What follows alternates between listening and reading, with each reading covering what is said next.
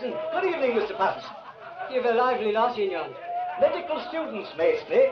Mr. Alston's giving a party to celebrate his return from the sea. He'll be away soon.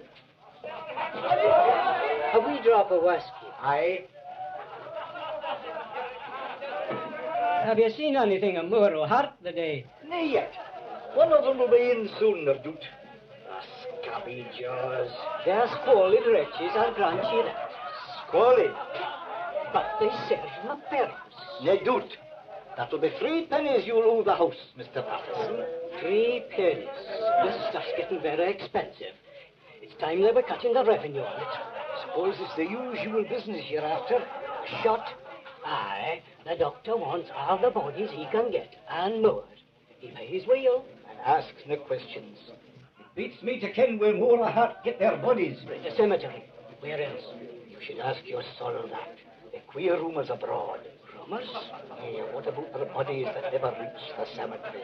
And old folks missing from their homes. Old folk, you say? The doctor prefers them young. Prefers? I've heard that.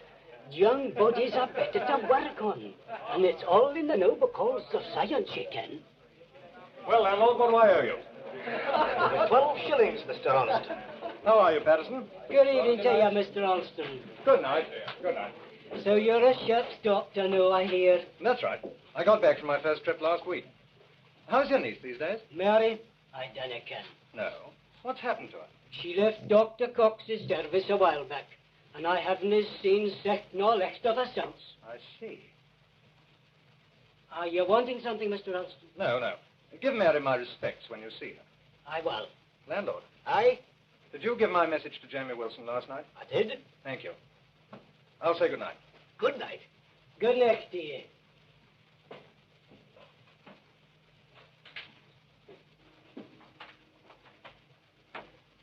Hello, Meg.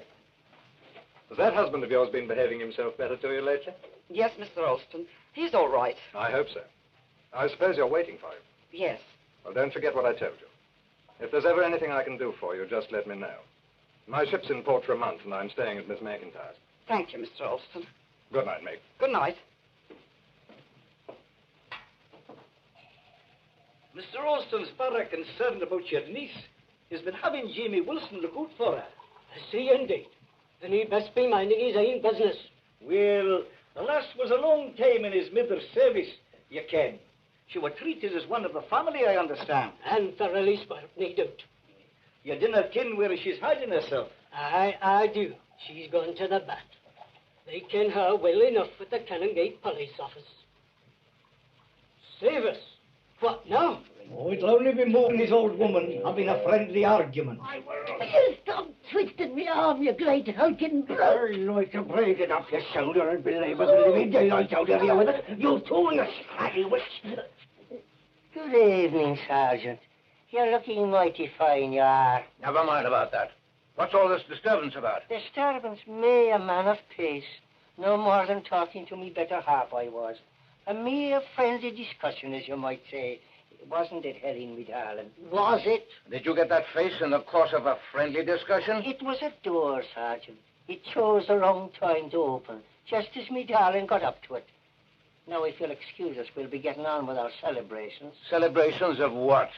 Our honeymoon, Sergeant. All right, but remember, I've got my eye on you, William. Yeah.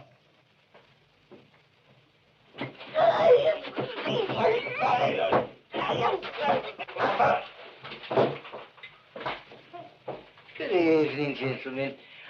How's Mr. Patterson tonight? I'm very well, Mr. Moore. And the good Dr. Cox, how is he? He's very well, too. It's mighty glad I am to hear it. It's time you brought him another shot, Mr. Moore.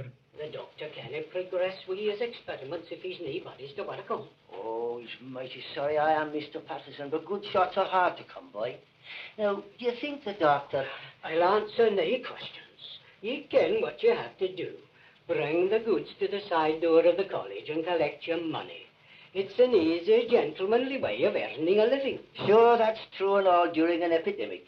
But the germs are playing hide and seek with one another, the little difference. Sure, it's depressing the graveyards after the lack of customers, and that's the truth. Aye, very depressing. Don't you be after worrying, Mr. Patterson. I'll speak to Mr. Hart about it. He's the clever one at the game. Get the places away from me, will you? This is an ungodly neighborhood. And I hear the woman's going to have a bairn. She's a fool to stand that sort of treatment. That'll teach you not to be always traipsing on the heels all the blessed time.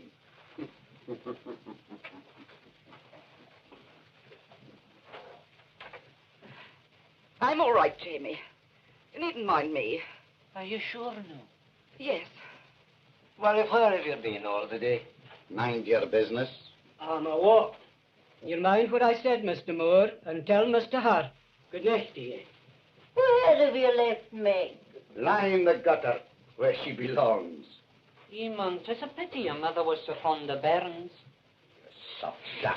Steady, Willie, steady now. You must be after minding your own strength. Aye, and if you hit Jamie, I'll not carry any more boxes for you to the dead house. You mind your tongue then, or it's yourself will be carried in one of them.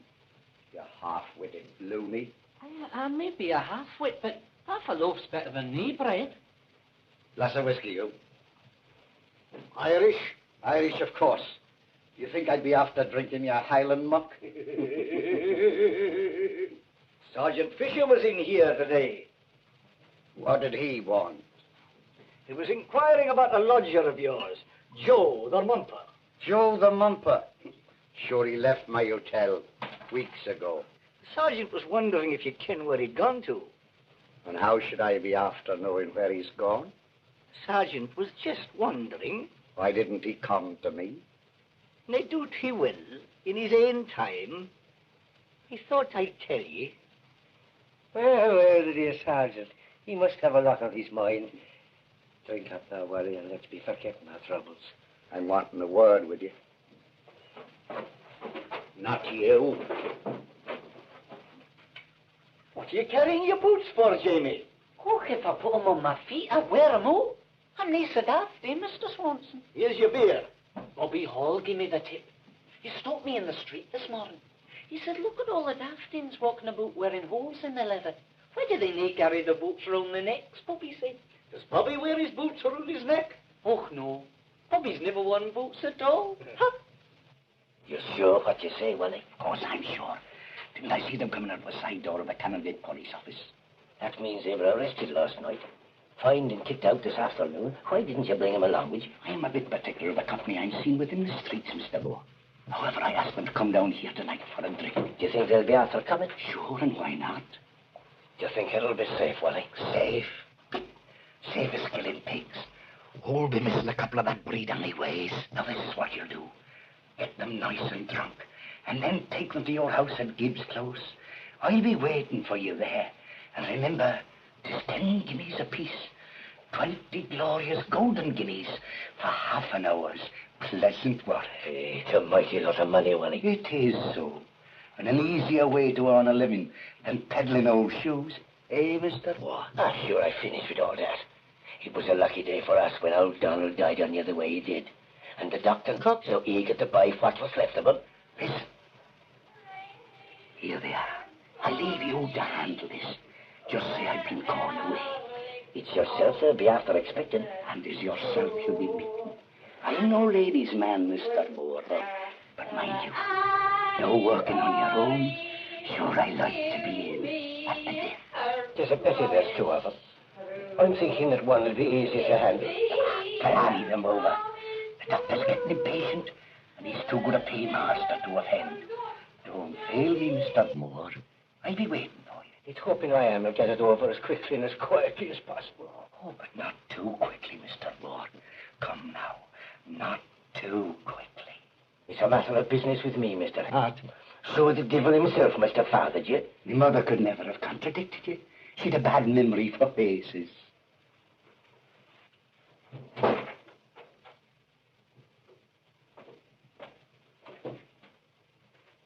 be going now.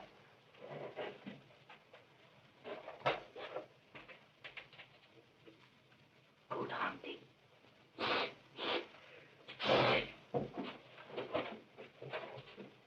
No, you don't. Run away after him. I don't want to. Do as I tell you.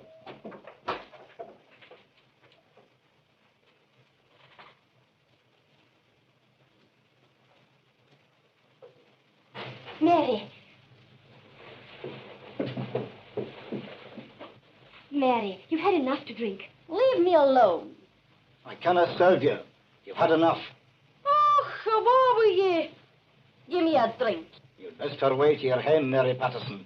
I want a drink. Come on now, Mary, you've had enough. Leave me alone, Janet. I need another drappy to wash the prison taste out of my mouth.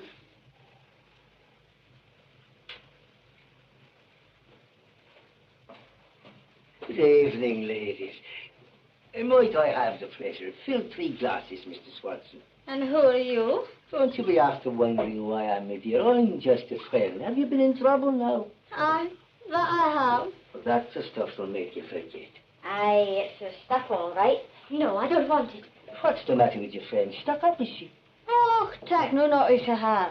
And what about your other friends, my dear? Other friends? Sure. Haven't any. Oh. I'm a lost sheep. Oh. Alone in the world. Oh. That's what I am. Never mind. Drink up and have another. Perhaps you'd like to come and have a bite of supper with me. I live nearby. I'll think about it. Mary, don't go.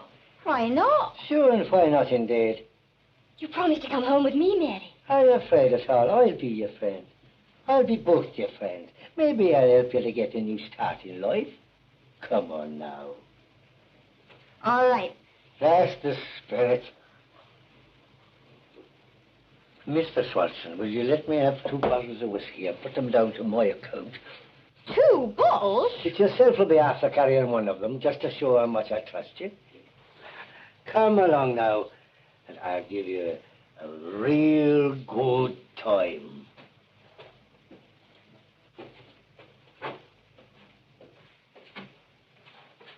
If it's excitement you're after, I'm the boy to give it you. Aye, that's right. A short life and a merry one. Come on, me dear, don't you be loitering now.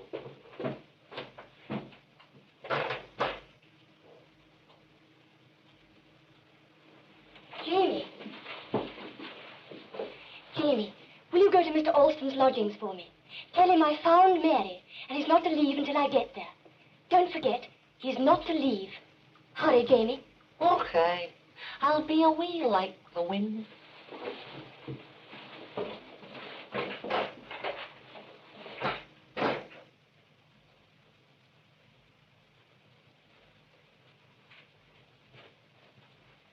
Mr. Alston left here a wee while back. Will you be wanting another pot for the road, Jamie? No thanks, Mr. Swanson. By the way, I didn't pay you for carrying my bags to the station. Oh, that's all right. Look, I tell you what I'll do. Here are 2 coins. You can hear your pick. Are you feeling quite well, Mr. Swanson? Here's a big brown yin and a wee white yin. Which will you hae? Well, the bonny brown and buy me lots of snuff. But I'll not be greedy. I'll just take the wee white one. Jamie, I'm thinking you're nae so daft. Oh, it's Bobby Hall's the daft one. He walks about in his bare feet. Oh, well, I'm away.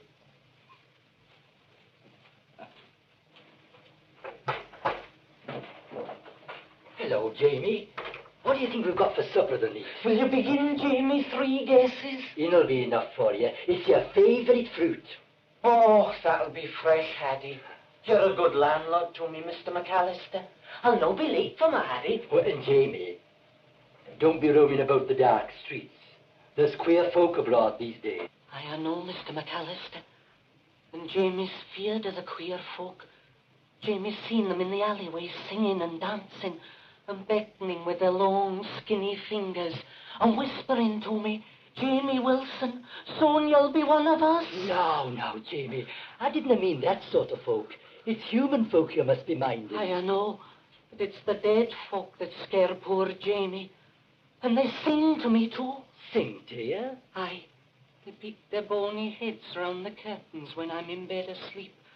And they sing, rattle his bones over the stones. He's only a pauper that nobody owns. Don't let them get me, Mr. McAllister. Nobody's going to get you, Jamie. Just keep out of trouble and stick to the right company. I will so. And that reminds me, I must away to Mr. Alston's.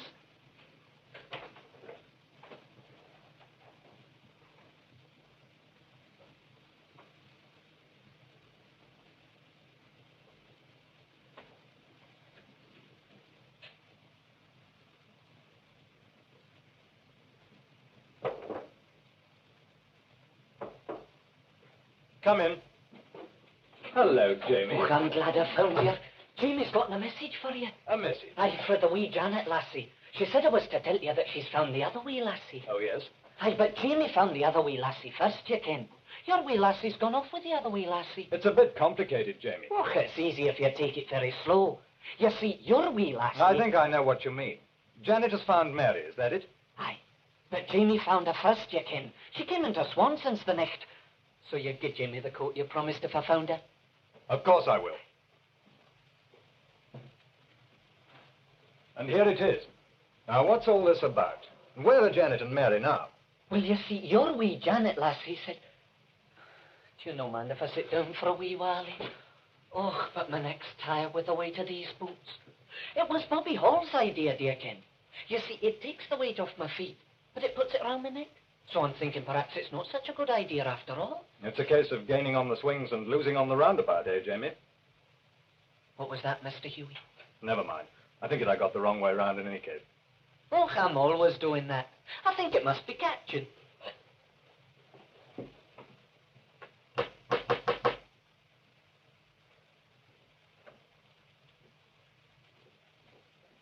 What are you wanting? I'd like to speak to Mr. Alston, please. Wait a minute. I'll explain to you what happened, so as your resting knee do as to what took place. You see... There's a lassie to see you. That's probably Janet. Can she come in for a moment, Miss McIntyre? I should say not. What do you take this for? A bad hoose? Don't be absurd. You can talk outside. But mind you, it's the front of the hoose, so you're just to talk. She was crossed in love. That doesn't surprise me. Come on, Jamie.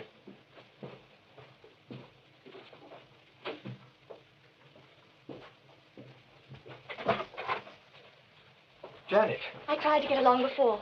Hugh, something awful has happened. What is it? To begin with, I found Mary. So Jamie was telling me. I heard she'd been taken to the Canongate police office, so I paid her fine and brought her away. She promised to come home with me, but she would go into Swanson's. We met a man in there who persuaded her to go with him. You know where he's taken her? To his house. It's in a place called Gibbs Close. Gibbs Close. That's a nice neighborhood. Look, it is no, and there's some nice savoury people live in it. You know it? Aye, Jamie kens all them places. I took many folk from there on my barra to the dead house. The dead house? Aye, where the doctors live that kept dead folk up alive. He means it's the haunt of the resurrectionists. Aye, they're the uns that dig up the deaf and dumb folk in the cemetery. They're all deafs and dumbs in the cemetery, you ken. Bobby Hall told me that. Does this man you saw live there? I think so. Mary's in danger, I'm sure of it. Danger of what? That awful man and the woman who said she was his wife. They kept giving Mary drink. When I left, she was almost unconscious. How did you get away? The man and his wife started to fight. I managed to slip out unnoticed. Well, I'd better go and take Mary away before she gets into any further trouble. No, Hugh. If those people are what we think they are, they'll probably hide her if they see you. I'd better go myself, and you follow me. You're not going back there alone. I must. I won't be frightened if I know you're near at hand. Oh, of course you'll no be frightened. You've got two men to look after you, the know. I'm wondering if I can find the way. It's very confusing. We went along so many side streets. You say you've been there, Jamie. You could find it. Aye, but I have no walk fra here to find it.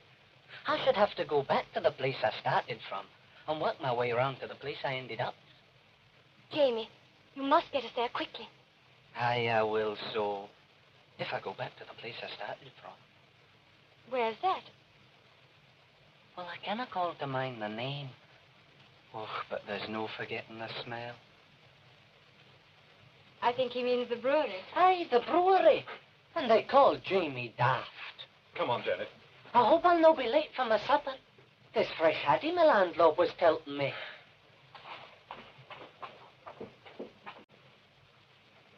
Mary. Mary Patterson, you've got to get out of here. You've got to leave. Leave? For the love of St. Patrick, get out of here before it's too late. Oh, it's gone gee cold. Let's have another drink. Come on now, please. Pull yourself together.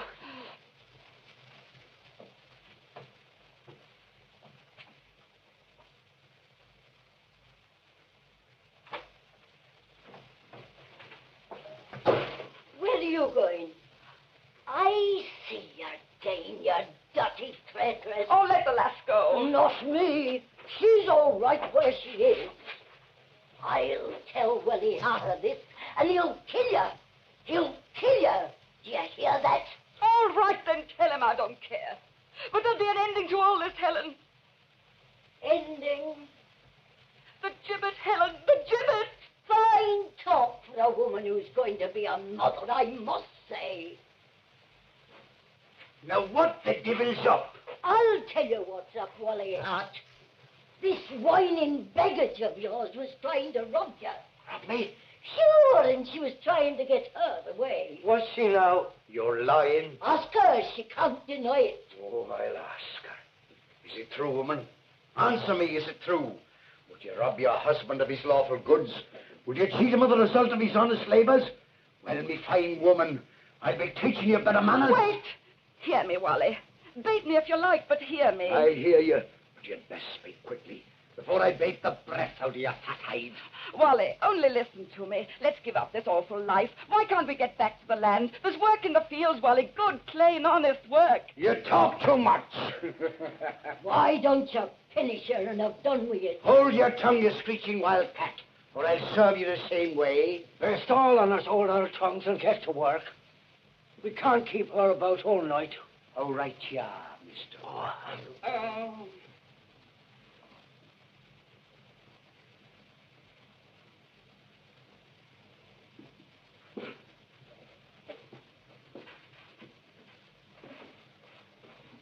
Get her to Tanner's close and keep her there. And listen, you keep your tongue quiet, or I'll slit it for you. That old woman of yours will land us all on Liberton's Wind if you're not careful. The woman's a fool, but she'll land herself on Gowie's gibbet afore she harms me. 'Tis that old soak of yours that causes all the trouble, with her nose always blushing for the sins of her mouth, and her always sighing for another man. Meg's never looked at any but me. 'Tis a proud father you'll be then, with the little stranger coming along to take after you. Curse all women, anyways. 'Tis a pity they're not made without tongues. Here's one that'll be quiet soon enough. 'Tis to be hoped the other doesn't come back while we're busy. She won't. Well, why did you snuff out the candle? Because of the shadows on the blind. Wolves see better in the dark. Devil's light for devil's work. Eh, Mr. Moore?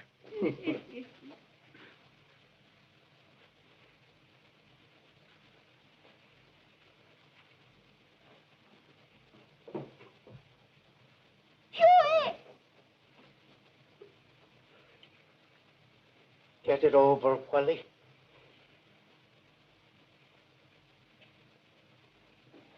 Is she?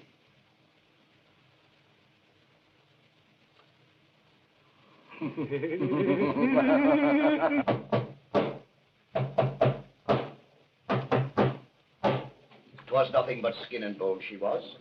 The wonder to me is where the doctor gets his 10 guineas worth out of them. What was it she said afore she died? I think it was a man's name. Hughie, it sounded like. I think he'll have to get a new sweetheart. Have a drink, Mr. Moore. That's that. Sure you've earned it. It's kind of you. It's mighty thirsty, I am indeed. Have you made arrangements? Sure. Daft Jamie will come along and help us to take it to College Square in his bar. I mistrust in that soft loony. The softer he is, the better for us. The doctor should send for the goods himself. Otherwise, he should pay us another guinea for the porterage thereof. That's not a bad pair of shoes she was wearing. No. If you patch them up, they'll fetch the price of a gill. Don't put them on the table, Mr. Moore. That means a quarrel between us. That's not a bad skirt and hat either. No. I think Helen will have that. What? Why not, Mr. Hart? Your old woman would only say it's unlucky. Sure, he ought to sell them and divide what they bring. It's more businesslike. I'm not after trying to cheat you. You can take it out of my share of the profit. Easy come, easy go, eh, Mr. Moore? I'm telling you one thing. We must get a man the next time.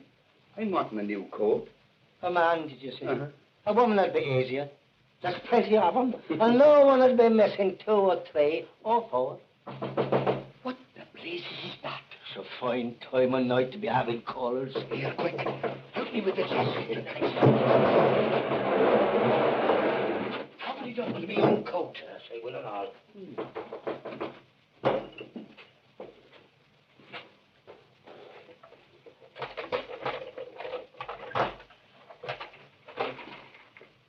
I've come for my friend. Where is she? She went for a walk. But she was drunk. She could hardly stand. Oh, she soon pulled herself together after you left. Will she be coming back? Sure, and she will. The wife's preparing a meal for her now. Won't you come in, my dear, and wait a while?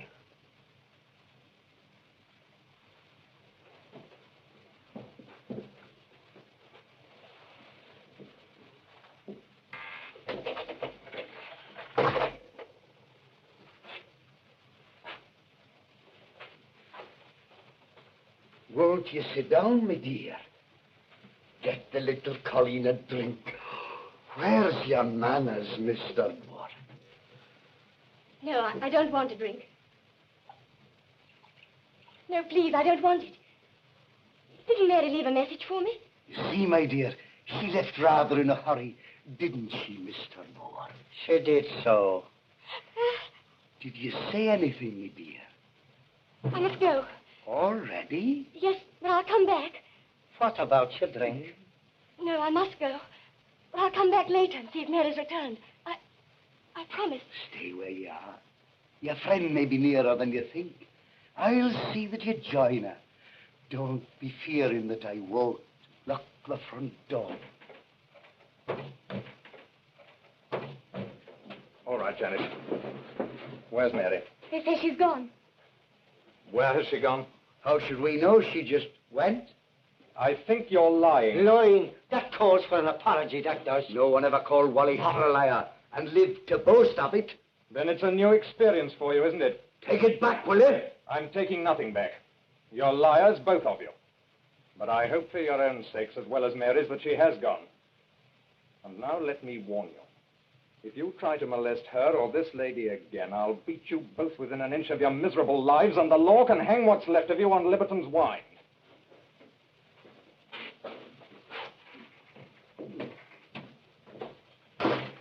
I don't like that man. I take his body to the doctor with pleasure. Oh, Wally, I felt the rope round me neck that time. Maybe you did, but the rope was never spun that will hang Wally Hart.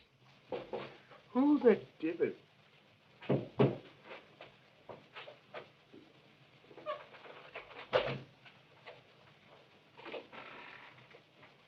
Will you be wanting me with my barra? Sure. Go and get it. Okay.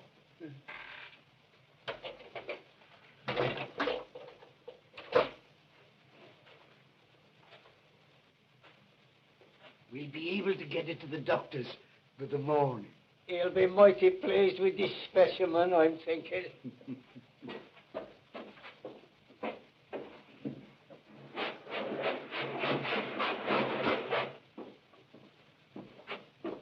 Tis a pity the other one got away.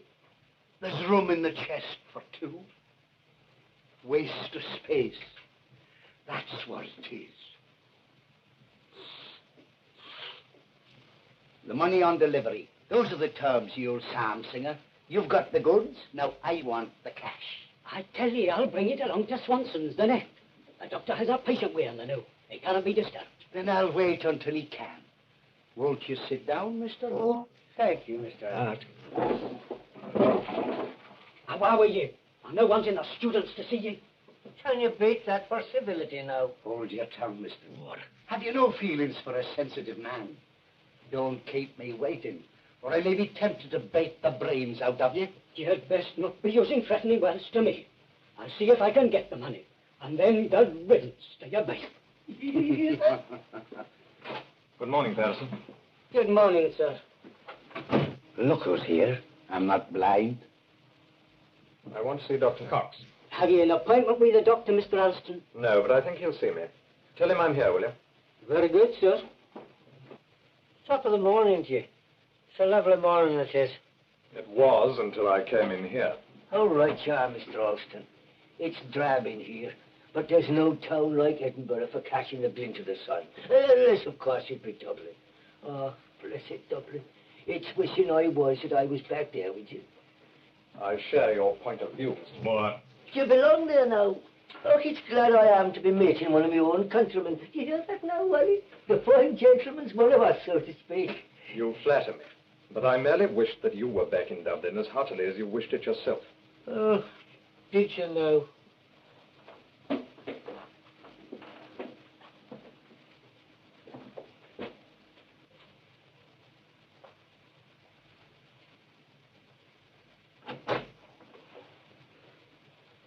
Is it all right for me to come in? What do you want?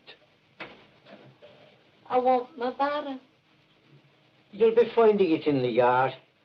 No, they took it away with the boat. Then what are you worrying about?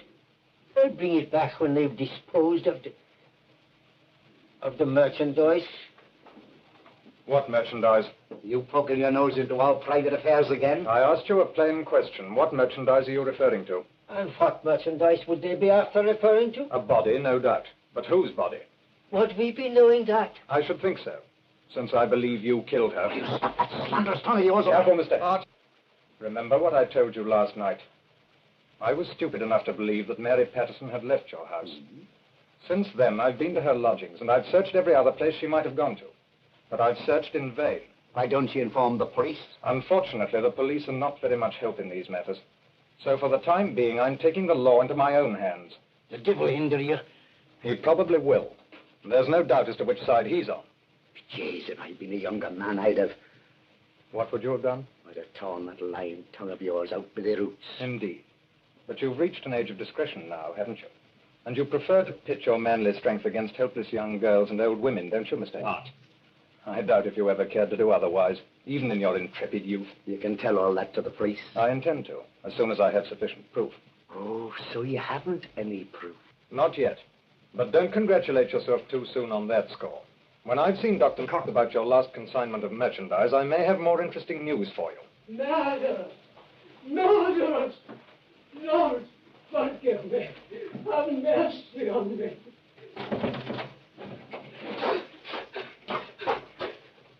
Are you crazy, man? Keep away. I've seen her. I've seen her. Pull yourself together, man. Who's this? Maybe he's seen a ghost.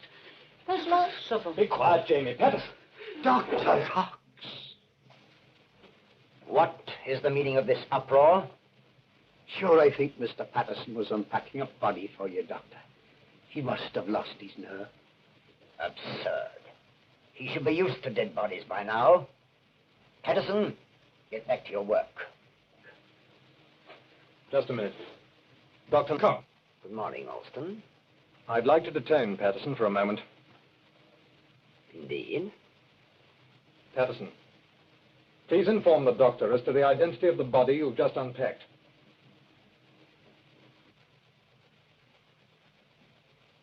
Speak up, man. 'Tis the writing on the wall, the hand of the Lord warning me of the judgment to come. Ah, he's mad. I've sold my soul for gold, but all the gold in the world will nae wash the blood free off my hands. What ails the fool? Is blood so unusual in Surgeon's Hall? The new subject Patterson was unpacking for your dissecting room... Ah, yes, indeed, I saw it. A nice specimen, well preserved and young. A great pity the head was missing. The head was missing? Of course. Did you not observe that for yourself? I was displeased about the head. How many times have I told you to bring these specimens that are quite intact? Be more careful in future. As in life, the head continues to perform its useful function after death, a most vital part of the anatomy. But the head wasn't missing when I brought it to you. Silence! Get back to your work. And don't let me hear any more of these disgusting outcries. I see no reason for them. Doctor, if you'd let Patterson speak up... I presume you came by the specimen honestly, Mr. Hart? Of course, Your Honor.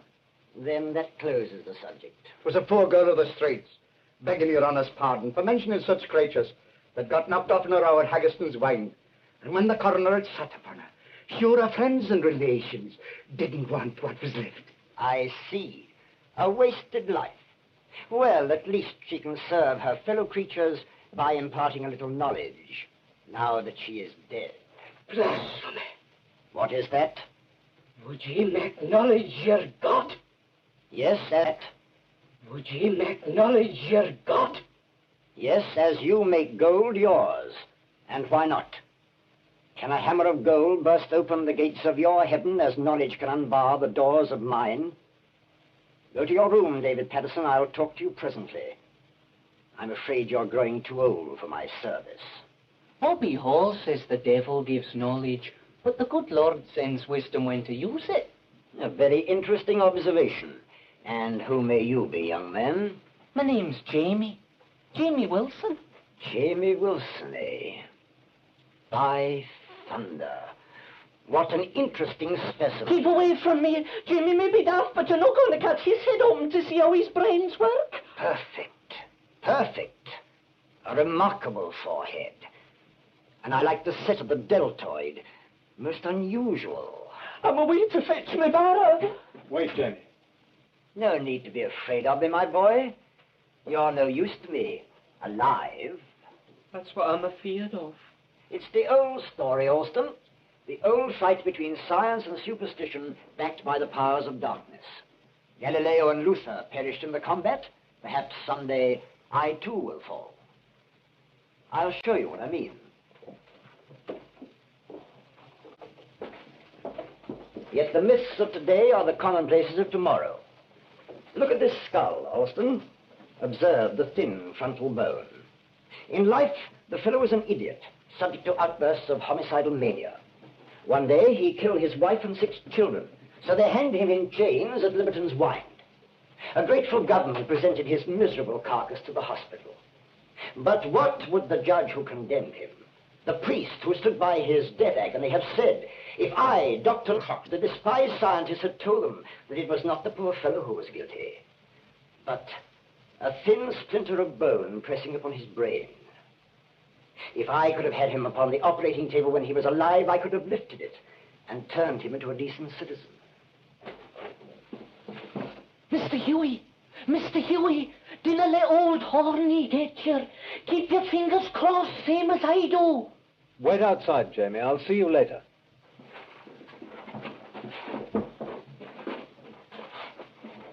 Will your honor be wanting any more shots? As many as you can procure, naturally. Sure, it's getting difficult, your honor. Difficult? What do you mean, difficult? Because of the scarcity of good, sane subjects. They're getting dearer and dearer. Money is no object. You know that well enough. Sure, your honor's the perfect gentleman. And you can depend upon the old firm, Moore and Hart. We'll not fail you. Will we, Mr. Moore? Sure we will not. No. I'll be bringing you another fine specimen soon. Be careful how far you go with your experiments, Doctor. What are you talking about? I know your life is dedicated to science, but you're condoning the action of these ghouls who prey on the dead, and by so doing you may be encouraging cold-blooded murder. How dare you? I suggest you're not only encouraging such a thing, but that you're also allowing yourself to become an accessory. Alston, I warn you. Why did you remove the head of that last specimen? I did no such thing. Someone must have removed it. According to Patterson, the body was intact when he brought it into your dissecting room. Are you trying to make me responsible for the vagaries of a doddering old fool? No, Doctor. But you're doing Patterson an injustice. There was some very definite reason for his outburst. What reason? I believe that when Patterson opened that box, he discovered the body of his own niece, who has been missing since yesterday. Ridiculous. How can you prove such a statement? Could you identify her? Unfortunately, no. Could Patterson? Not now, Doctor. Whoever removed that poor girl's head did so for that very reason. Most unfortunate. And now, if you have nothing further to say, I must ask you to excuse me. Yes, I have something else to say. I mean to learn the truth, Doctor.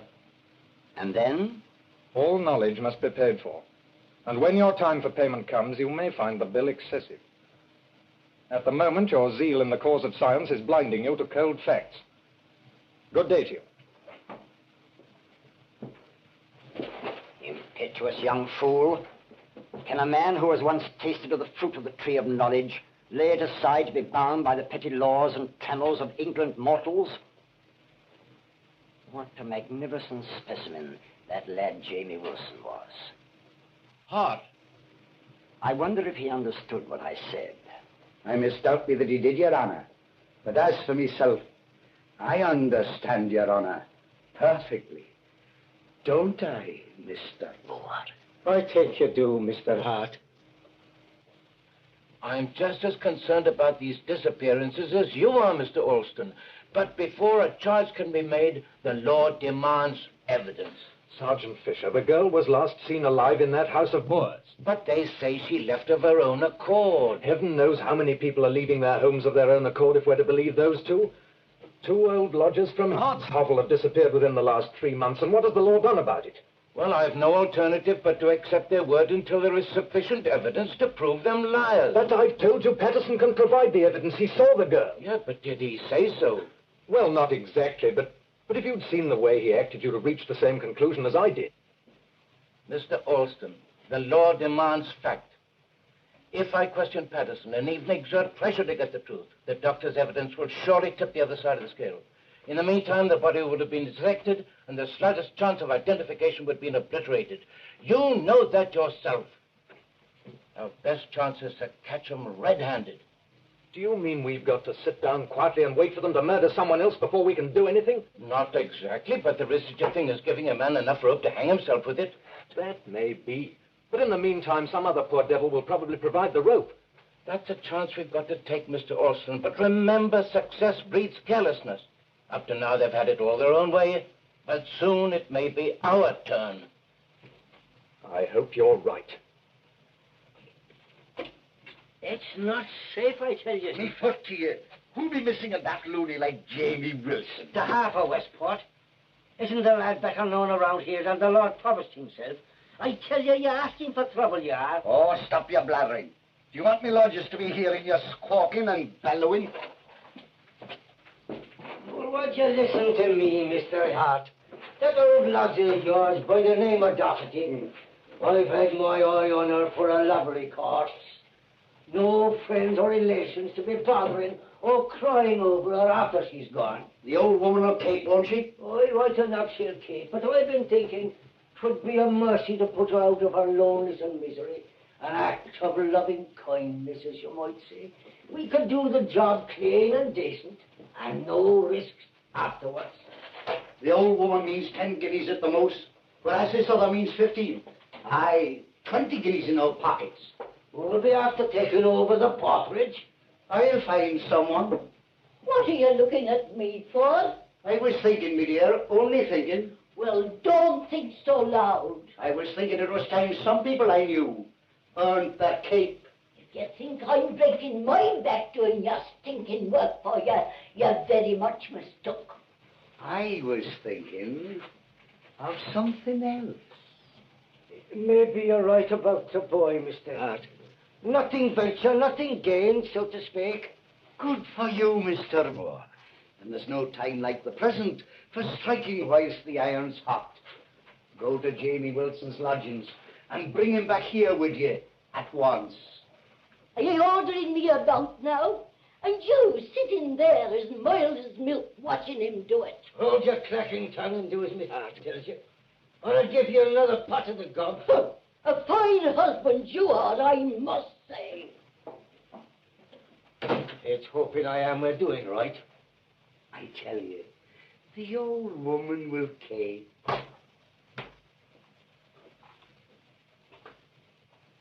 Top of the morning to you. Honey. Huh? She'll cape. I'm all for the loony.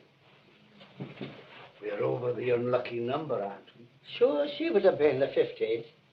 She'll be the 16th. Easy as stamping on a cockroach. Well, are you with me, or aren't you? Sure, and I'm with you, Mr. Hart. I was hoping I was to be at an alley-bally. Alley-bally? What's an alley-bally? It's what the lawyers have to prove. You couldn't have done what you did because you wasn't where you was when you did it. Oh. Have you never heard of an alley-bally now? Sure, and I'm surprised at you, Mr. Hart. You a man of refinement and all. Let's have a drink. To our next venture, it is. to our next venture.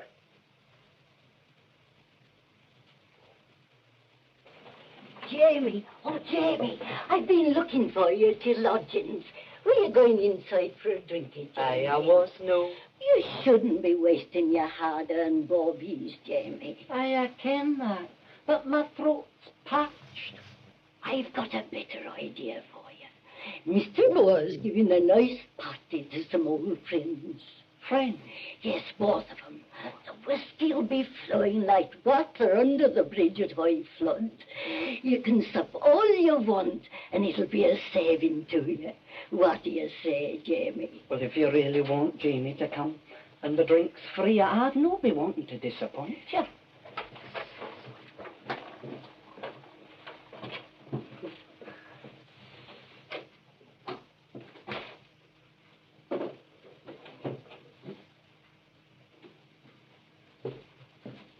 Wake up, Janet. Wake up. Hugh, How on earth did you get in here? I saw your landlady slip out, leaving the door ajar. I knew it wouldn't be long before you were back. And so you came in. Well, we'd better listen for her. If she hears us, she'll throw us both out. Hugh, have you managed to find out anything about Mary?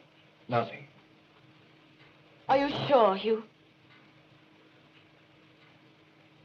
Is there nothing we can do? Nothing. Oh, Hugh, darling. I'm afraid we can't help Mary. It's too late now for anyone to help her.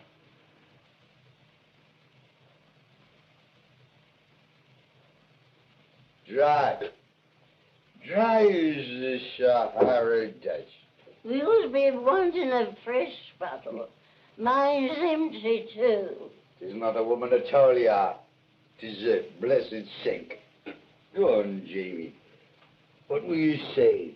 Oh, I was telling you about Bobby Hall, poor fella. You see, Bobby's no Kenny like me. He hasn't got it here. What do you think he did the other night? Don't know. What did he do? Oh, it was a daft trick.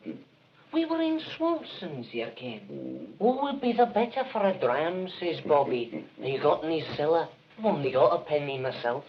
I got tuppence, I tell him. OK, says Bobby. Hand over your tuppence. That'll be enough for a dram. So he gets us 2 glasses of the old kirk. And I'm just raising mine, and he says, Jamie, don't hear 2 dogs fighting in the streets. So I went outside to see the 2 dogs fighting. And when I got back, what do you think? Bobby drank both the glasses, so I didn't get my drink after all. Wasn't that a daft trick? Never mind, Jamie. We'll soon alter that. Meg! Meg! Where are you, you lazy hag? What do you want? Bring us another bottle. We've a guest, haven't we? Where's your manners, woman? I'm no staying. What are you talking about? The party hasn't started yet. What about the friends I was going to meet? Well, we're all friends here, are we? I hope so. But I didn't want to go home late through the dark streets. Tighty. You're late enough when there's money to be made. For goalies and bogles, and long-legged beasties, and things that go bump in the night. Good Lord, deliver me. Bobby Hall taught me that. Never mind what Bobby Hart taught you. Sit down and enjoy yourself. With an empty glass? It'll be full in a couple of shakes. I shall miss my Hattie.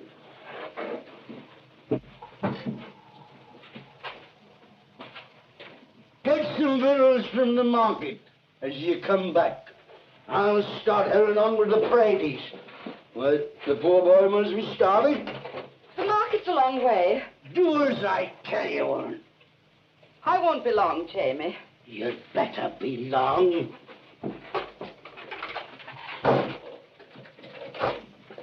I'll gang weird. What, and miss all the fine eating and drinking? Shame on you. Oh, I don't want any. Let me go. Please yourself. I'll have to tell Mr. Alston that she didn't want to see him. Mr. Huey? Oh, is he coming here? Sure, he's one of the friends I was speaking of. I didn't know you were so friendly with Mr. Huey. Did you not? Of course I should have told you, shouldn't I? Oh, we made up our little quarrel, and he promised to drop in here to show there was no ill feeling. He'll snore your brains away, what's left of them. Wake up. Sweetheart.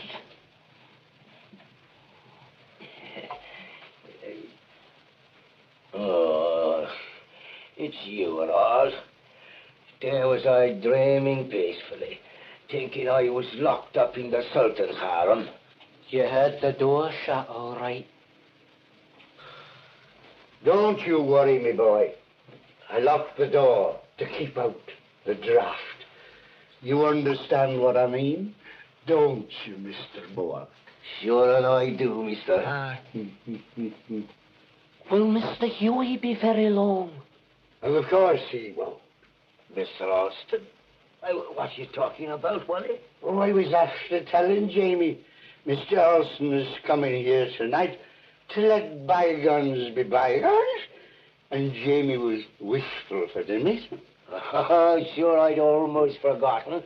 Meanwhile, a little drink won't be hurting us. Excellent. You sly dog. I never knew you had that. I've been keeping it for the occasion. What occasion? You'll see, Jamie. You'll see. Our guests first. Drink up, me hearty.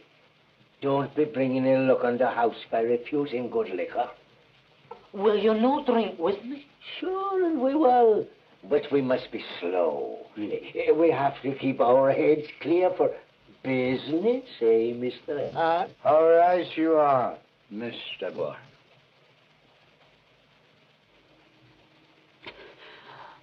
I'm no liking it. It burns Jamie's thrapple. It's warm you're inside, though. Just be finishing your glass. We'll not be asking you to drink any more.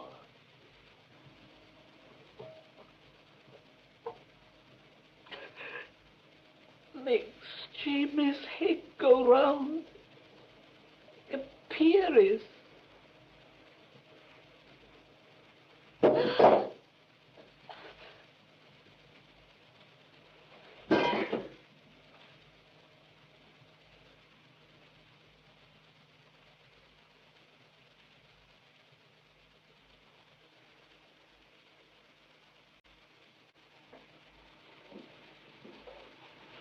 I reckon that's the finest coat in old Ricky. It's mighty envious of you, I am and all. 'Tis an unchristian man you are, Mr. Boer, and envy's a wicked thing. Best be washing out those glasses. We don't want to poison ourselves. If ever we have to cheat the gallows that way, Mr. Hart, I'd be choosing something other than rat poison.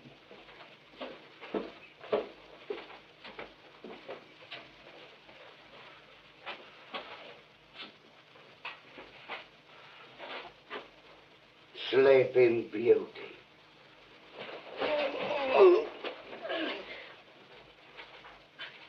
Where's Jamie? He's not far off. You mean he's... Resting in peace. 'Twas a merciful deliverance. 'Tis a merciful 15 guineas, you mean. Where is he? 'Tis risky having it about the place. Oh, to the devil with you for a snivelling jellyfish. Who's no ease in there, except ourselves? But if the house is searched... He'll be lying sliced up on the doctor's table afore then. I'm taking him there myself after supper tonight. Now, come on, get on your feet and do something useful at once. Useful? Yes. Clean some praties and onions, and get the pots on for a nice hot stew. It's hungry that I am. Oh, come on. Come on.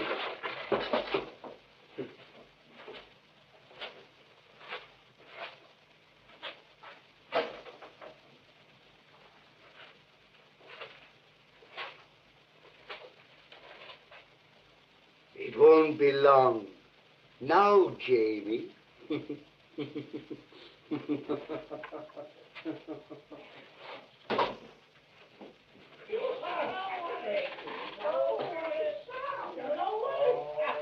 Jamie?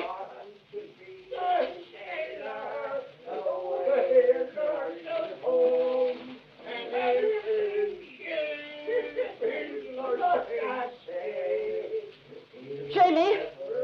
Jamie!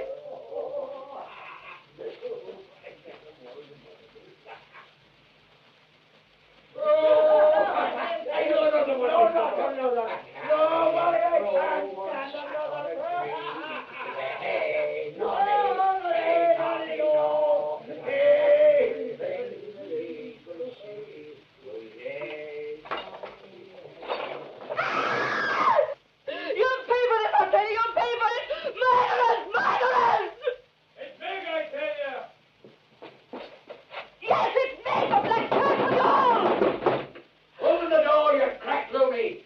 Open it, or I'll smash it in your face! Get an axe from the kitchen. I'll smash the door and her too. Hurry!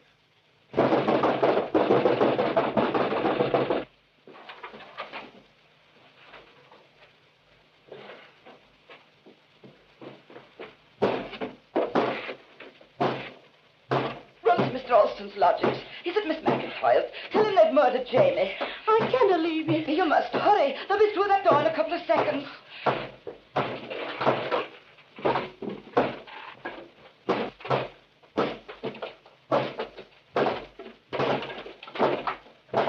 Get up to the neck, finger, head her off! It's a 20-foot drop. I'll break my neck. To the vases with your neck. As long as your body's in one piece, old cocks will pay for it. I'll see the money goes to your widow.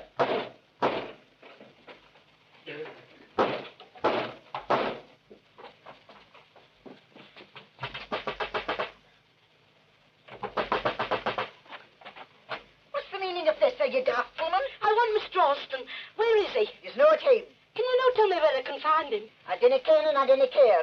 He's probably at Swanson's boozing with his student friends. Oh, dear, dear.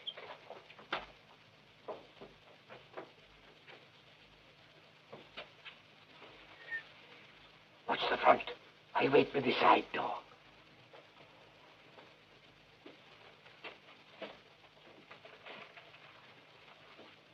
Mr. Swanson, has Mr. Alston been here tonight? No. Are you sure? I said no. Oh, dear.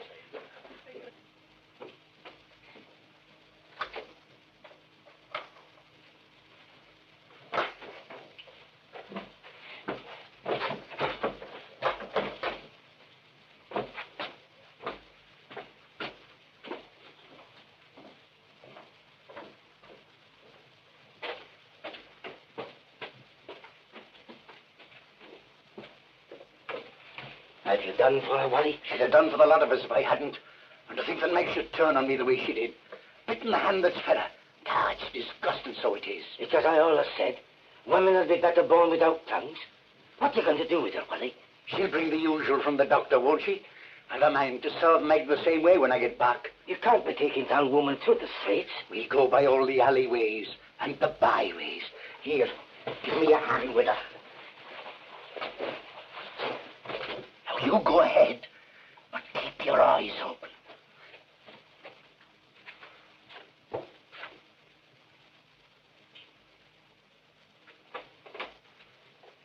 What's the matter with the old woman? Is she ill? She's intoxicated, Sergeant. Mr. Hart found her lying in the gutter. Well, you better be taking her home, then. I will indeed, Sergeant. Sure drink's a curse. I knew it would be the ruin of Mrs. Doherty. Come along, Mr. Moore. We'll take her the shortcut to Tanner's Close.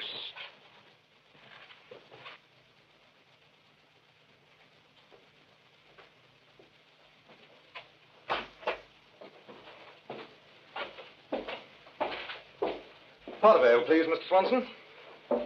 Mrs. Doherty was just in looking for you. Mrs. Doherty? What did she want? I did not ken. She seemed terrible upset about something. How long ago was this? A minute or two. She went out to the side door. I'll be back later. Sergeant Fisher?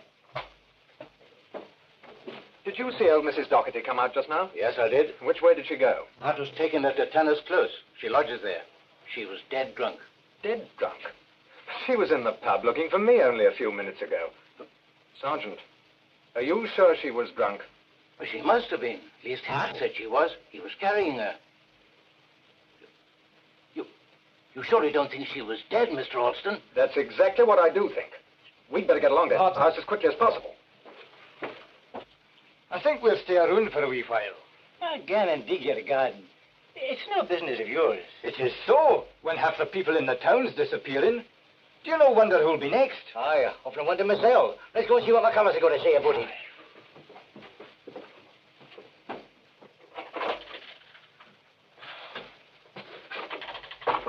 You're not there. Sergeant, I've just had an idea. If Mrs. Doherty is dead, this is the last place on earth they'd bring her to. Well, where would they take her? Where they've taken all the others, of course. Now, listen, Sergeant, get round to Surgeons' College as quickly as you can. I'll wait for you here, and if they come back, I'll keep an eye on them. All right. Ask for David Patterson. Bluff him into thinking you know they've brought Mrs. Doherty, and demand to see the body before Dr. Cox gets his hands on her. Now, hurry up and come back as quickly as you can. All right, Mr. Olson. Sergeant. What is it, McAllister? I'm in a hurry. I understand you're looking for Mrs. Doherty. Well? You'd best look for Jamie Wilson at the same time. He now came in for his supper tonight, and it's very unusual for Jamie Wilson to miss his supper. Aye, he's regular in his habits, is Jamie. When did you last see Jamie? Going off with Helen Moore this man. The law's moving very slow, Sergeant Fisher. Too slow. I wouldn't like to think that anything's happened to poor Jamie. I'm attending to that. We'll be taking a load, Warren.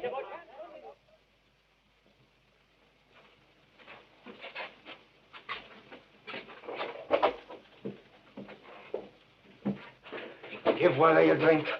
He's had a nasty shock, Willie has. Where's Mrs. Doherty? It wouldn't be her that's had the nasty shock, would it? Hold your mouth, woman.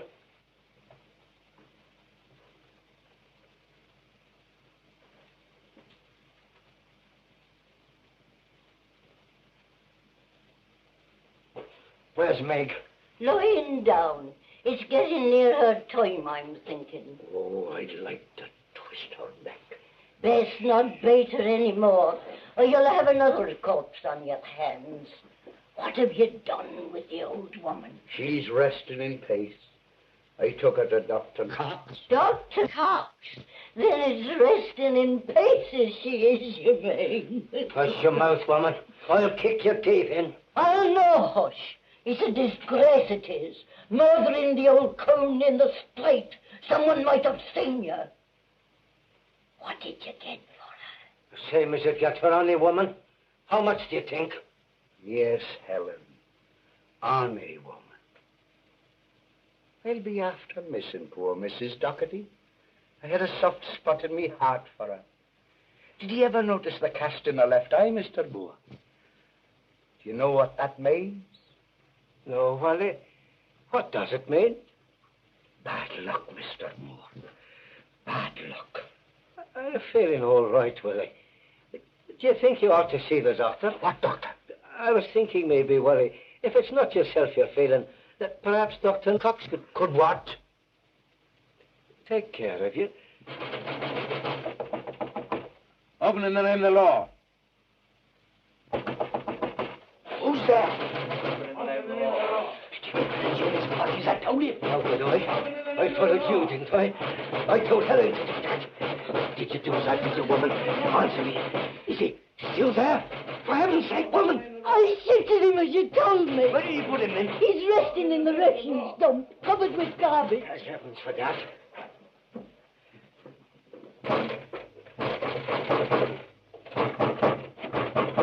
I've been knocking along, Sergeant, here. Did you see Mrs. Doherty safely home, Hart? Home? Yes, that's where you said you were taking her. She lives here in Tanner's Close, doesn't she? Well, you see, Sergeant... It was like this, Sergeant. As soon as we got her to Tanner's Close, she started caterwauling. Hmm? Oh, a terrible time poor Wally had. Screaming and biting and kicking she was. So we just had to... So you just had to what? let her go. I must compliment you on your imagination, Mr. Moore. Thank you, Mr. Austin. It's no more than the truth I've been after telling you. If anybody says it's not, he's only trying to blacken me good name. Blacken your name. That's a nice new coat you're wearing, Mr. Hart. Coat, did you say? Yes. It may interest you to know that that was my coat. I gave it to Jamie Wilson.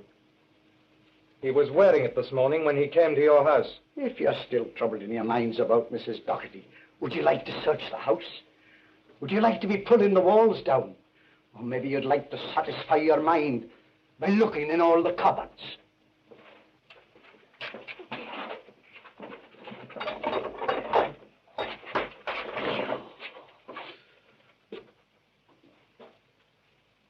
Well, Hart? I knew nothing about it being there.